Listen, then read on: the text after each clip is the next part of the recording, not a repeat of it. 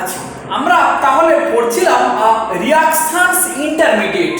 Reactions ইন্টারমিডিয়েটের মধ্যে আমরা গত কয়েকটা ক্লাসে আমরা মেইনলি পড়েছি কি না কার্বোক্যাটায়ন। কার্বোক্যাটায়ন সম্বন্ধে আমরা পড়েছি one kind of reaction intermediate. আজকে আমরা যেটা শুরু করব it is carb anion. Carb anion মানে কার্বনের মাথাতে নেগেটিভ চার্জ। কার্ব অ্যানায়ন তার মানে সি মাইনাস আর তিনটে তার ভ্যালেন্সি আছে। Trivalent carbon with a negative charge is called carbanion. প্রথমেই আমরা যদি বলি যে কার্ব অ্যানায়ন কি করে তৈরি হতে পারে, না খুব কমন সেন্স যে কার্বন এটা টেট্রাভ্যালেন্ট কার্বন থেকে যদি খুব সহজভাবে একটা প্রোটন লস হয়, মানে মনে কর বেস যদি একটা প্রোটনকে খেয়ে নেয় তাহলেই কিন্তু কার্বনের মাথাতে একটা নেগেটিভ চার্জ তৈরি হতে পারে, which is called a carbanion. তাহলে সবথেকে ইজিয়েস্ট মেথডটা কি না এইটা। এখন এটা একটু জেনে রাখা ভালো যে এই কার্বনের সঙ্গে যত ইলেকট্রন উইথড্রয়িং গ্রুপ বেশি করে অ্যাটাচ থাকবে তত এই প্রোটনটার অ্যাসিডিটি তত বেশি হবে এবং বেস দিলে খুব সহজেই এই প্রোটনটাকে খেয়ে নিয়ে এরকম একটা কার্ব অ্যানায়ন তৈরি করতে পারবে।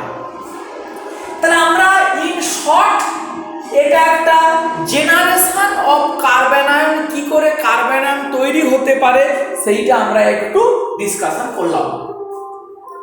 এবারে আমরা যদি জিওমেট্রির কথা বলি যে কার্ব অ্যানায়নের জিওমেট্রি কি হতে পারে, ন্যাচারালি দেখা গেছে যে কার্ব অ্যানায়ন হল sp3 টেট্রাহেড্রাল। তার মানেটা কি না এই একটা কার্বন ধর এই একটা অরবিটাল, এটা sp3, এখানে নেগেটিভ চার্জ মানে দুটো ইলেকট্রন আছে a b c এরকমই আছে, বাকি তিনটে ভ্যালেন্সি এরকমই আছে। তো এটা একটা টেট্রাহেড্রাল, এটা একটা টেট্রাহেড্রাল। এই তাহলে এরকম করে আমরা কার্ব অ্যানায়নকে বলতে পারি। আবার দেখা গেছে যে কার্ব অ্যানায়ন sp2 হতে পারে। তখন কিরকমই না এই তিনটে ভ্যালেন্সি আর একটা p অরবিটালে নেগেটিভ চার্জটা আছে, তখন এটা হবে sp2 প্ল্যানার। দুরকমই হতে পারে, কেস টু কেস, যেখানে যেটা প্রয়োজন সেটা আস্তে আস্তে প্র্যাকটিস করলে বুঝতে পারবি যে কোথায় কোনটা লেখা উচিত কোনটা লেখা উচিত নয়। তাহলে এই ধরনের জিওমেট্রি হতে পারে কার না কার্ব অ্যানায়নের, এই ধরনের জিওমেট্রি হতে পারে। এবারে আমরা আসি কার্ব অ্যানায়নের স্টেবিলিটি।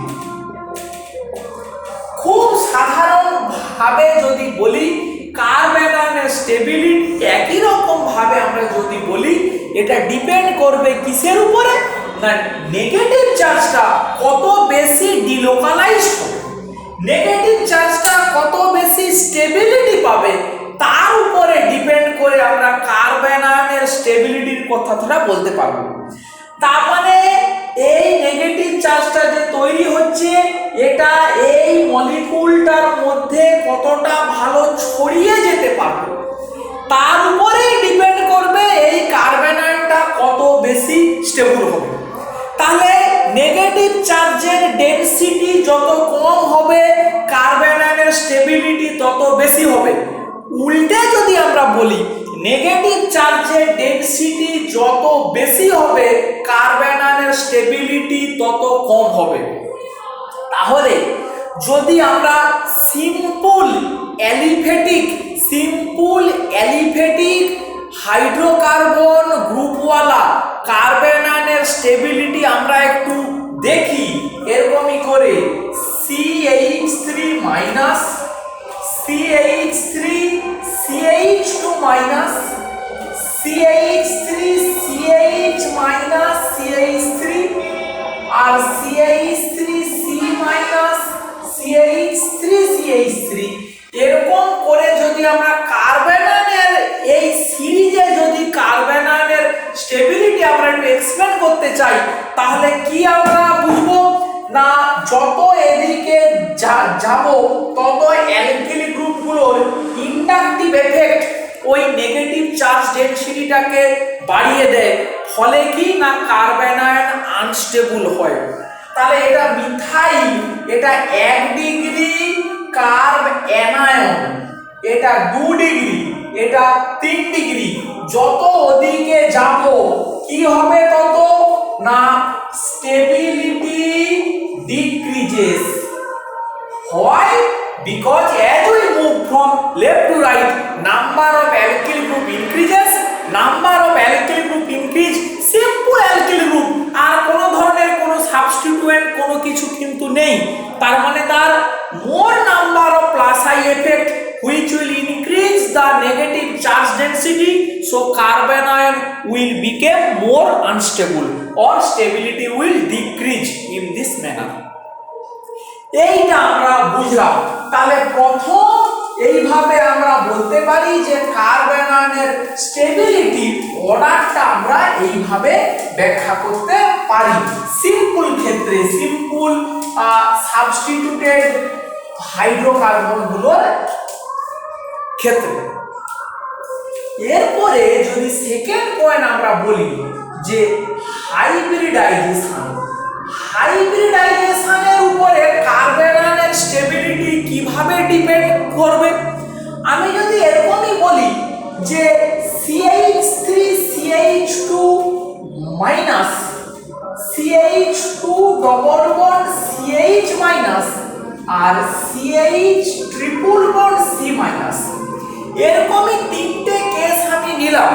তিনটে কেসে আমরা কি না এরকম একটা করে দুটো কার্বনওয়ালা কার্বন আয়ন, এদের যদি আমরা স্টেবিলিটি একটু এক্সপ্লেন করতে চাই তখন আমরা কি বলবো না এই কার্বনটাকে বলবো আমরা sp3, এই কার্বনটাকে বলবো আমরা sp2, এই কার্বনটাকে আমরা বলবো sp।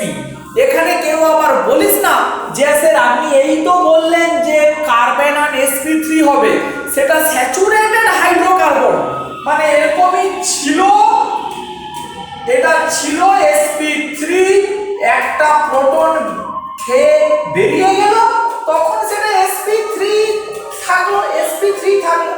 কিন্তু যদি এরকমই থাকে cc ডবল বন্ড h, তাহলে এটা ছিল sp2, তাহলে এই প্রোটনটাকে যখন খেয়ে নেবে তখন আমার এই কার্বন আয়নটা sp2 হবে। Similarly CH triple bond CH, এই কার্বনটা ছিল sp, এই প্রোটনটাকে খেয়ে নিলে কার্বন আয়নটা sp থাকবে। এখন এদের স্টেবিলিটি কি আমরা কিভাবে বলবো না এটা sp3 মানে এই নেগেটিভ চার্জটাও বেসিক্যালি sp3 তে আছে, মানে CH3C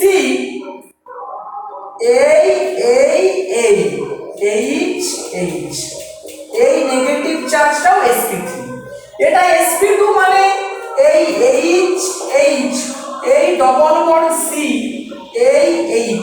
এই নেগেটিভ চার্জটা আছে sp2 তে, এটা sp মানে HC ট্রিপল বন্ড C, এটা sp তে এই নেগেটিভ চার্জটা আছে।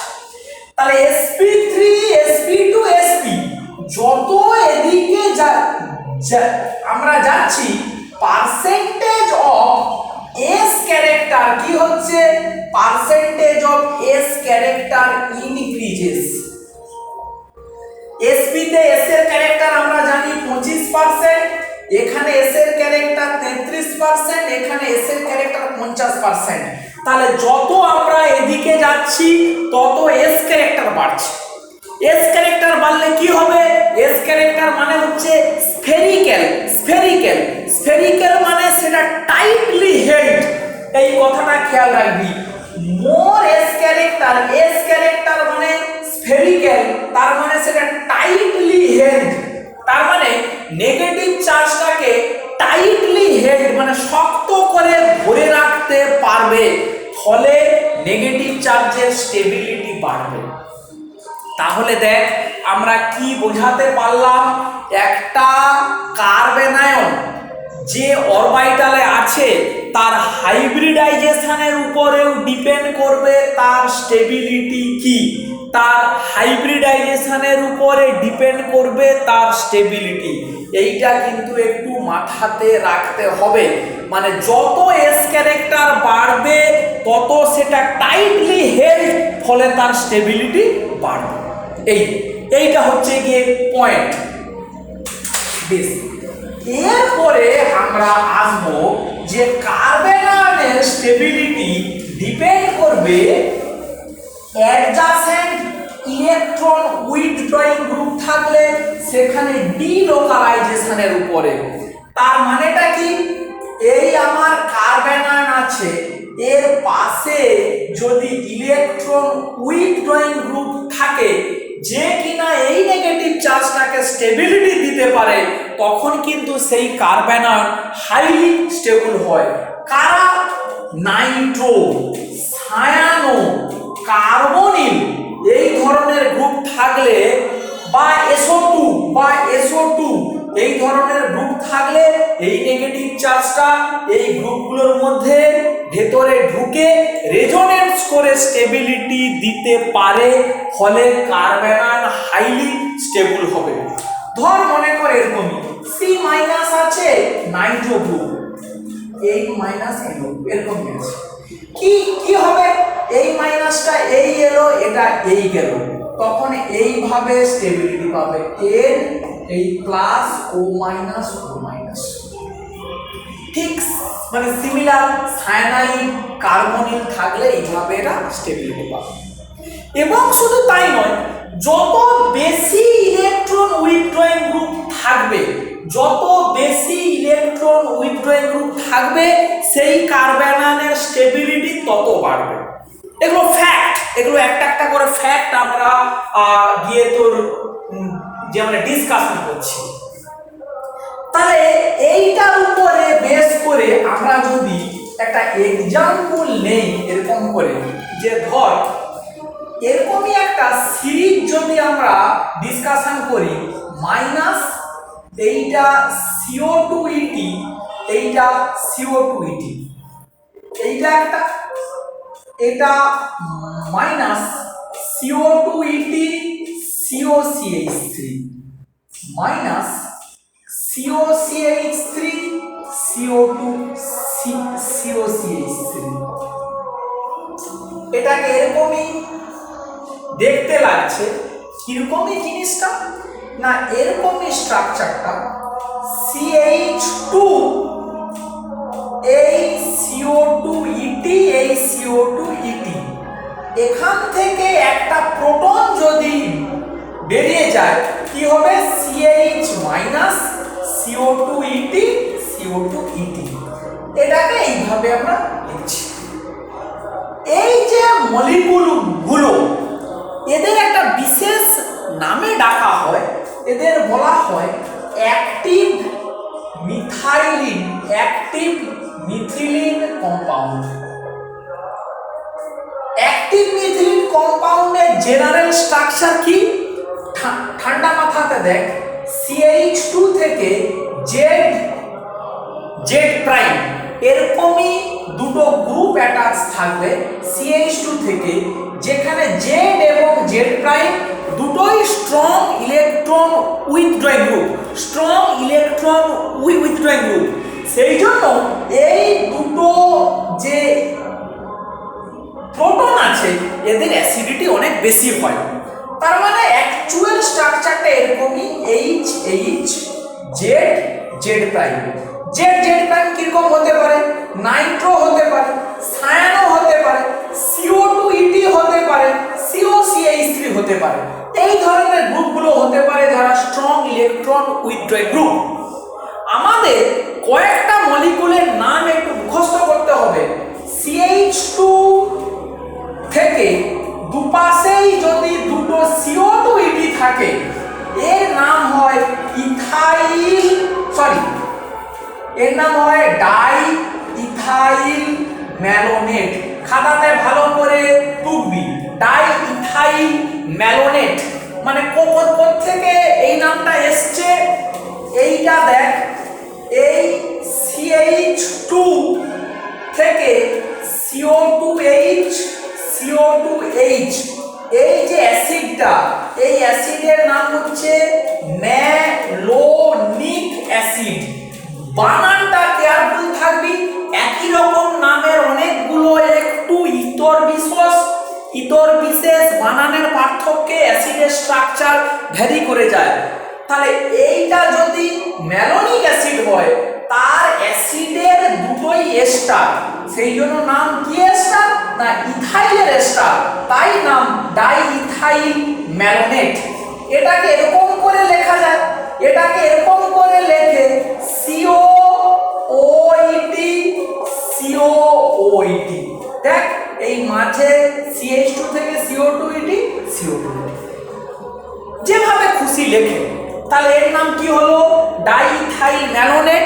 কেমিস্ট্রির লোকেরা ইন শর্ট এটাকে ডেম বলে চেনে, সবাই এক বাক্যে ডেম বলে এই মলিকিউলটাকে চেনে।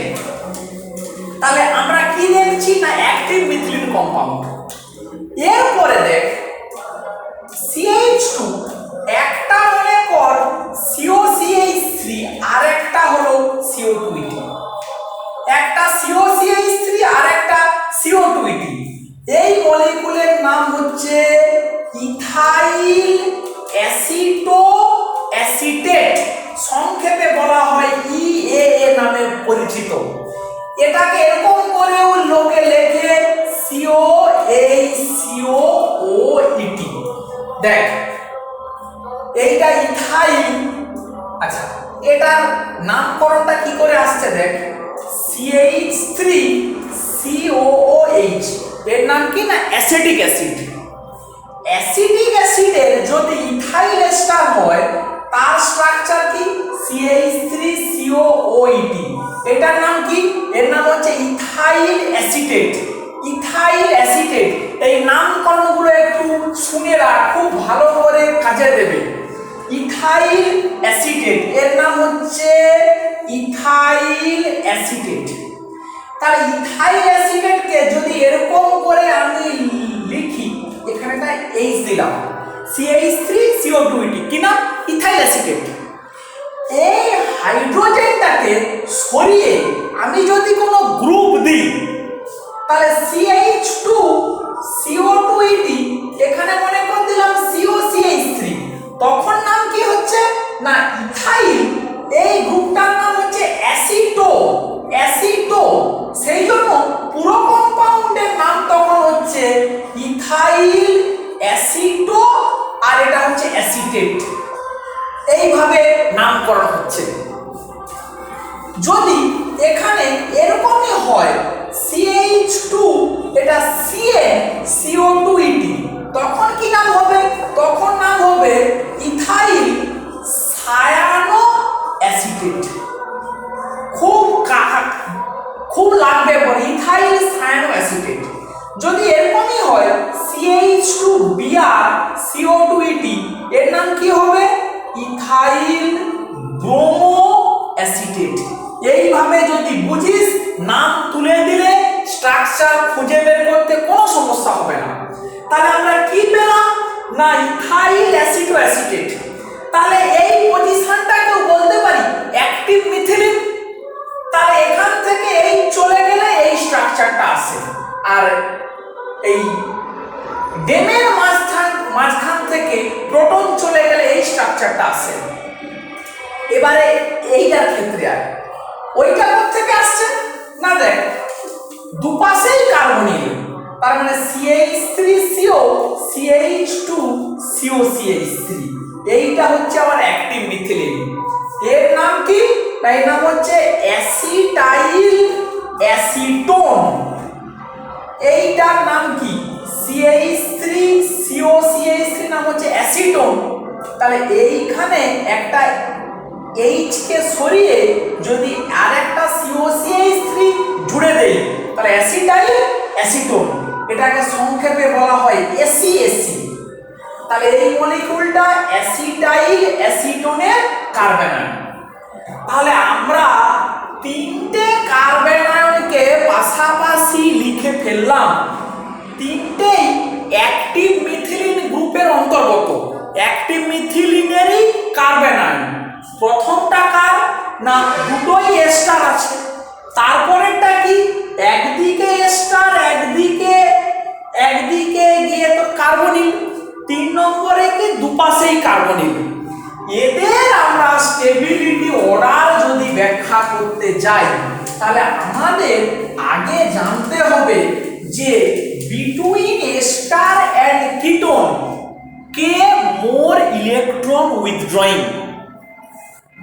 খুব ঠান্ডা মাথাতে বলছি, আমরা কি লিখলাম না আমরা কিছু অ্যাক্টিভ মিথিলিন কম্পাউন্ড, আবার টার্মটা বলছি, অ্যাক্টিভ মিথিলিন কম্পাউন্ডের করেসপন্ডিং কার্ব অ্যানায়ন ড্র করেছি। অ্যাক্টিভ মিথিলিন কম্পাউন্ডের জেনারেল স্ট্রাকচার কি CH2Z প্রাইম। Z প্রাইম সমান হতে পারে নাও হতে পারে। এরা কারা? এরা স্ট্রং ইলেকট্রন উইথড্রয়িং গ্রুপ। যদি দুটোই CO2 হয় তখন নাম হবে ডাইইথাইল ম্যানোনেট। তার কার্বন এটা মানে এটা হচ্ছে ডেমের কার্বন, এইটা কার না ইথাইল অ্যাসিটেটের কার্বন, যার একদিকে এস্টার একদিকে কিটোন। এইটা কার কার্বন না যখন দুটোই কিটোন COCH3 অ্যাসিটাইল অ্যাসিটোনের কার্বন এটা। এখন এটা আমাদের জানতে হবে ইলেকট্রন উইথড্রয়িং গ্রুপের এফিকেসি বা কে strong electron withdrawing group between ketone and ester. Ketone group COCH3 more electron withdrawing than ester CO2. Ketone গ্রুপে ইলেকট্রন উইথড্রয়িং এফিকেসি বেশি এস্টারের তুলনায়। এইটা হচ্ছে গিয়ে বক্তব্য। তাহলে এখানে মাইনাস চার্জটা দুটোই কিটোনের মধ্যে স্টেবিলিটি পেতে পারে, ফলে ও ম্যাক্সিমাম স্টেবল।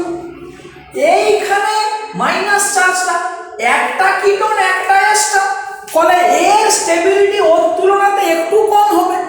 এখানে দুটোই এস্টার, ফলে ওর স্টেবিলিটি এর তুলনায় একটু কম হবে। এখন যদি বলি যে কেউ যদি জিজ্ঞেস করে বা কারো মনে এই প্রশ্ন আসাটা খুবই স্বাভাবিক যে কিটোন কেন বেশি স্টেবল দেন এস্টার, তার কারণটা দেখ COCH3। তার মানে এখানে যদি একটা কার্বন আয়ন থাকে সে এইরকম ভাবে রেজোনেন্স করে কার্বনিলের মধ্যে স্টেবিলিটি পেতে পারে, এই তো। এবারে এস্টারের ক্ষেত্রে দেখ এই অক্সিজেনের এদিকে একটা আবার প্লাস আর এফেক্টও আছে, ফলে এস্টারের এই কার্বনিলটার ইলেকট্রন উইথড্রয়িং এফেক্টটা শুধু কিটোনের থেকে একটু কম হয়। সেই হিসাবে আমরা কি বলবো এস্টারেও স্টেবিলাইজ করে, কিন্তু এস্টারের ইলেকট্রন উইথড্রয়িং এফেক্টটা কিটোনের থেকে একটু কম, ফলে এখানে দুটোই কিটোন, ফলে এটা সবথেকে বেশি স্টেবল। এখানে একটা কিটোন একটা এস্টার, এখানে দুটোই এস্টার, ফলে এদিকে গেলে কি হবে না স্টেবিলিটি ইনক্রিজ করবে, স্টেবিলিটি ইনক্রিজেস। এইভাবে আমাদের ব্যাখ্যা করতে হবে কার্বনের স্টেবিলিটি গ্রুপকে। নেক্সট দেখ এর পরের আমরা এক্সাম্পলের মধ্যে আসি। সেই এক্সাম্পলটা কি না কার্বনের স্টেবিলিটি পেতে পারে অ্যাডজাসেন্ট অ্যাটমে যদি ভ্যাকেন্ট ডি অরবিটাল থেকে থাকে, তখন কার্বন কিন্তু হাইলি স্টেবল হয়। কিরকম কার্বন মানে মাইনাস এর পাশে মনে করো সালফার আছে, কি হবে সালফারের ভ্যাকেন্ট ডি আছে, কি আছে vacant D orbital, vacant D এই মাইনাস চার্জটা ওই ভ্যাকেন্ট ডির ভেতরে ঢুকে গিয়ে স্টেবিলিটি পেতে পারে। খুব স্ট্যান্ডার্ড, এটা একটা নিয়ম। যদি এরকমই একটা এক্সাম্পল নেই মনে কর পরীক্ষাতে খুব দেয় যে এরকমই আছে এই অক্সিজেন এরকমই একটা 5 মেম্বার রিং, এখানে একটা মাইনাস চার্জ। সিমিলারলি এই সালফার অক্সিজেন এই 5 মেম্বার রিং এই একটা মাইনাস চার্জ, আবার এরকম একটা সিস্টেম চুজ করলাম সালফার সালফার এই মাইনাস চার্জ। এরকমই তিনটে যদি আমাকে কার্বন আয়ন দিয়ে দেয়, দিয়ে যদি বলে এদের স্টেবিলিটি ব্যাখ্যা করো, তখন আমি কি বলবো না নেগেটিভ চার্জ সালফারের ভ্যাকেন্টিতে স্টেবিলিটি পেতে পারে, কিন্তু অক্সিজেনের কোনো ভ্যাকেন্টি অরবিটাল নাই, ফলে ও অক্সিজেনের মানে অক্সিজেন পাশে থাকলে স্টেবিলিটি পেতে পারে না। তাহলে এখানে দেখ দুটোই সালফার আছে, ফলে এই নেগেটিভ চার্জটা সালফারের ভ্যাকেন্টিতে স্টেবিলিটি পেতে পারে। এখানে একটা সালফার একটা অক্সিজেন, ফলে একটা সালফারের মধ্যে অ্যাটলিস্ট স্টেবিলিটি পেতে পারে। এখানে দুটোই অক্সিজেনের ভ্যাকেন্টি নেই, ফলে যত এদিকে আসবো এই কার্বন আয়নের স্টেবিলিটি ইনক্রিজ করবে, স্টেবিলিটি ইনক্রিজেস।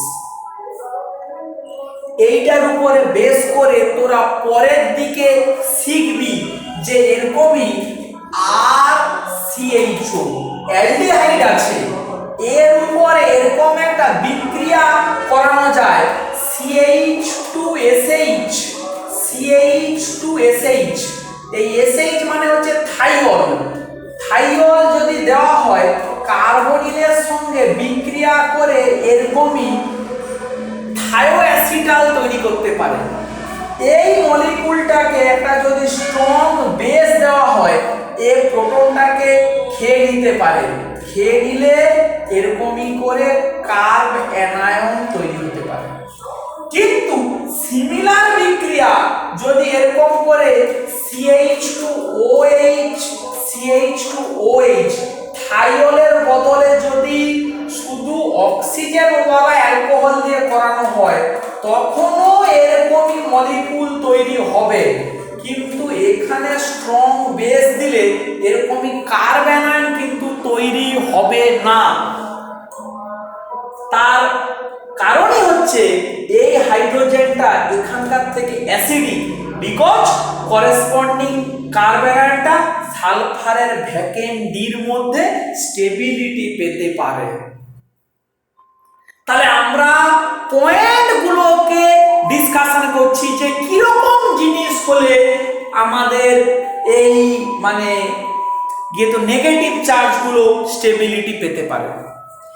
এখন এইটাকে নিয়ে আমরা এর আগে যে হাইব্রিডাইজেশনের কথা বললাম, সেইটাকে ধরে যদি আরেকটা এক্সাম্পল আজকের ক্লাসে একটু বলি তাহলে একটু সুবিধা হবে।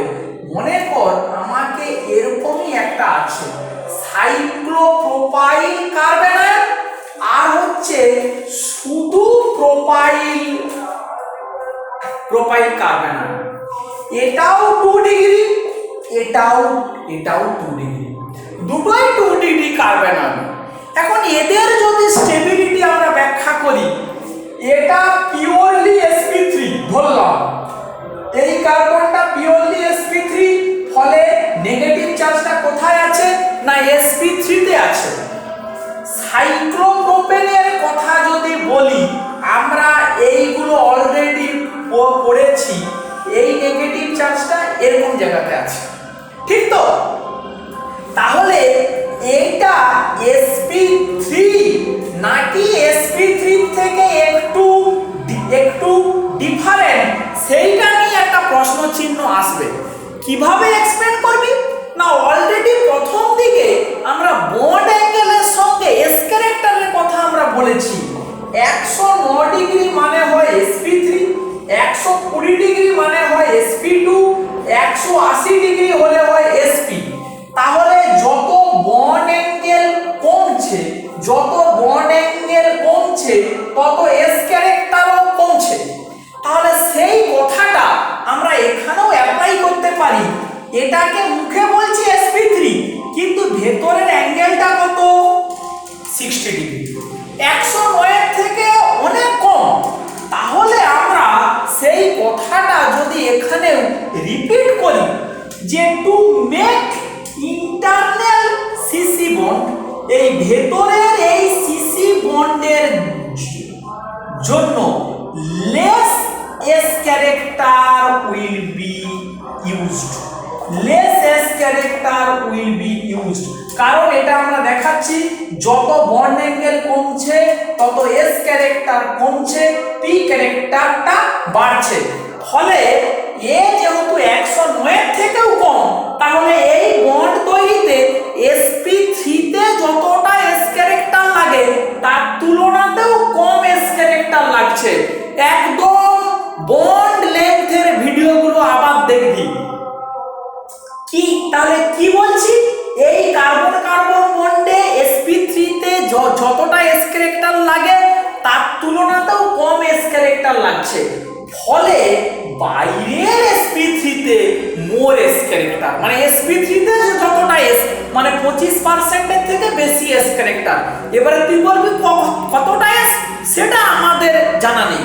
তাহলে এটাতে কি থাকবে না মোর s character, more s character.